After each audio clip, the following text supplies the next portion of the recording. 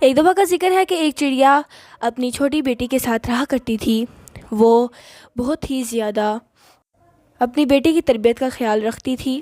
وہ اپنی بیٹی سے کہتی کہ یہ چیز تمہارے لیے ٹھیک ہے، یہ چیز تمہارے لیے ٹھیک نہیں ہے، تم یہ کرو، تم وہ نہ کرو، یہ چیز تمہارے لیے بری ہے۔ ہر بات پر اس کو اچھی تربیت دیتی تھی، مگر اس کی بیٹی نے کہا کہ ماما مہربانی کر کے آپ اتنے زیادہ مجھے لیکچر نہ دیا کریں۔ مجھے پتا ہے کہ مجھے کس طرح رہنا ہے اور کس طرح نہیں رہنا، مجھے کیا کھانا ہے اور کیا نہیں کھانا، اور کس سے کس طرح بات کرنی ہے اور کس سے کس طرح بات نہیں کرنی۔ مجھے آپ کے لیکچرز کی ضرورت نہیں ہے، میں اکیلی بھی رہ سکتی ہوں۔ مہربانی کر کے بس کر دیجیے، میں ان سب چیزوں سے بہت تنگ آ گئی ہوں۔ بیٹا، یہ تمہیں ابھی صرف اور صرف میرے لیکچر لگ رہے ہیں، لیکن ایسا کچھ بھی نہیں ہے۔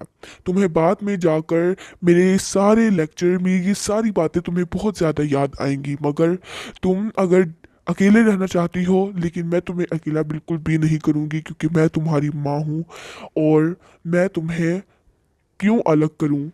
تم اکیلی نہیں رہو گی، میں تمہارے ساتھ رہوں گی۔ اور رہی بات کہ میں تمہیں اتنی زیادہ تربیت کیوں دیتی ہوں، تاکہ کوئی بھی تمہاری طرف انگلی نہ اٹھا سکے، تاکہ تمہیں ادب و احترام آ جائے، مگر تم میری بات کو نہیں سمجھتی ہو۔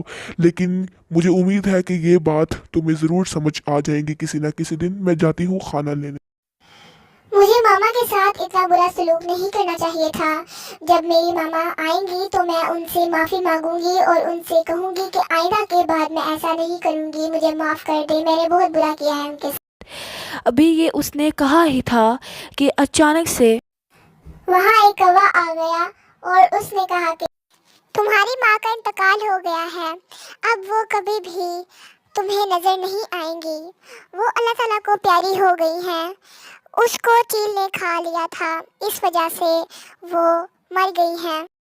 کیا میری ماں مر گئی ہے؟ میں اپنے آپ کو کبھی معاف نہیں